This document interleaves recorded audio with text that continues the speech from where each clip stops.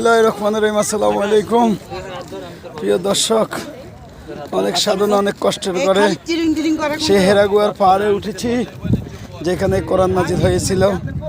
আমার দল নবীজি যেখানে হেরাগুয়ার পাহাড়ে সাধনারত ছিলেন প্রায় 15 বছর 19 মাস। বিবি মা খাদিজা রাদিয়াল্লাহু সাল্লাম আমার দল নবীর জন্য প্রতিদিন এখানে খাবার নিয়ে আসতেন। আমরা উঠছি অনেক কষ্টের পরে, হেঁটে হেঁটে উঠছি, প্রায় 2 ঘন্টা লেগেছে। আপনাদেরকে দেখানোর চেষ্টা করতেছি। দেখেন আরো পথ বাকি আছে, উঠতেছি হেরাগুয়ার পাহাড় অনেক কষ্টের পরে। কীভাবে উঠছে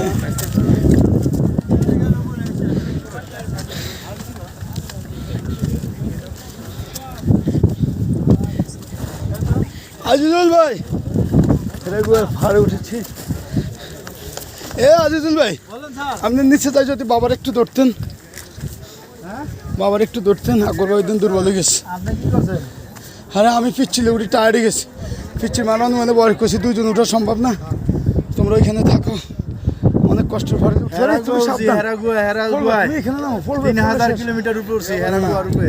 হ্যাঁ, মহান রব্বুল আলামিনের কাছে লাখো শুকরিয়া।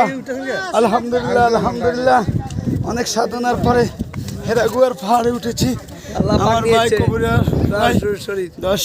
দোয়া কবুল করেছে আল্লাহ রব্বুল আলামিন।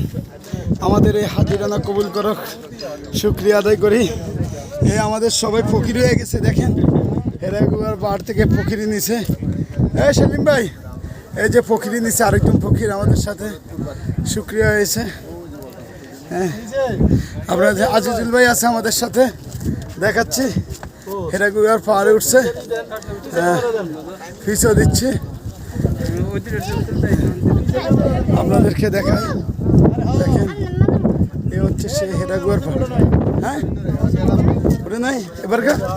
হ্যাঁ বলেন, জানু বাবা সুরেশ্বরী সুরেশ্বরী।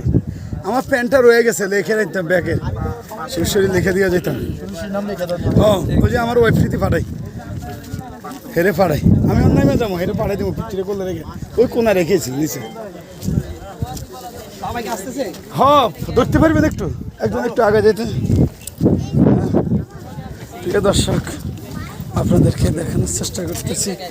হচ্ছে হেরাগুয়া পাহাড়। দেখেন, যেখানে আমার নবীজি সাধনা করেছিলেন।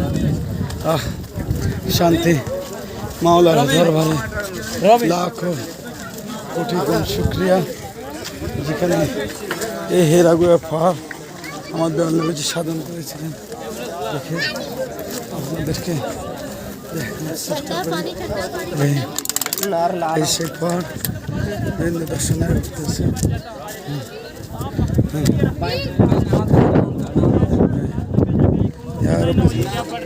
শুক্রিয়া শুক্রিয়া, আলহামদুলিল্লাহ।